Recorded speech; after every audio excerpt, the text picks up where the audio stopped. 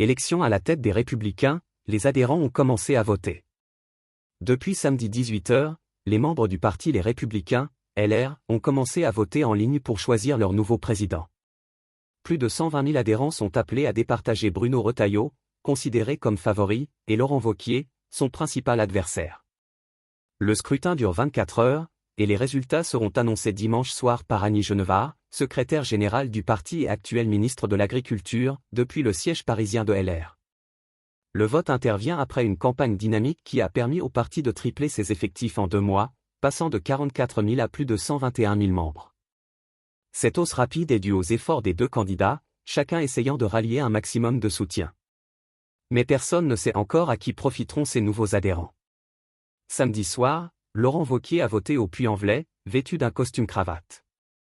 Il s'est installé devant un ordinateur portable et a voté en quelques minutes.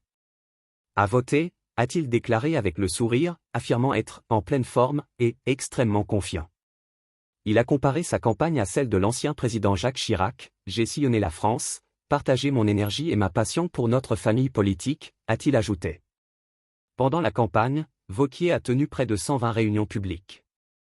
Il a défendu des idées très marquées à droite, envoyer les étrangers dangereux à Saint-Pierre-et-Miquelon, limiter le RSA à 2 ans, ou encore mettre en place un cordon sanitaire pour isoler le parti LFI, la France insoumise.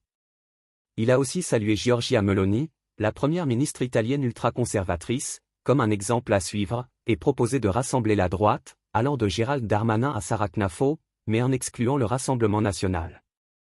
De son côté, Bruno Retailleau, actuel ministre de l'Intérieur, a peu répondu aux attaques de son rival. Mais il a lui aussi mis l'accent sur le thème de l'immigration, en durcissant les règles pour obtenir la nationalité française. Il a aussi demandé à l'Algérie de reprendre ses ressortissants en situation irrégulière, sans obtenir de résultats concrets. La compétition reste donc très ouverte, et le suspense est à son comble à quelques heures du verdict final.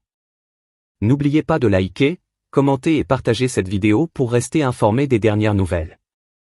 Abonnez-vous à notre chaîne pour ne rien manquer.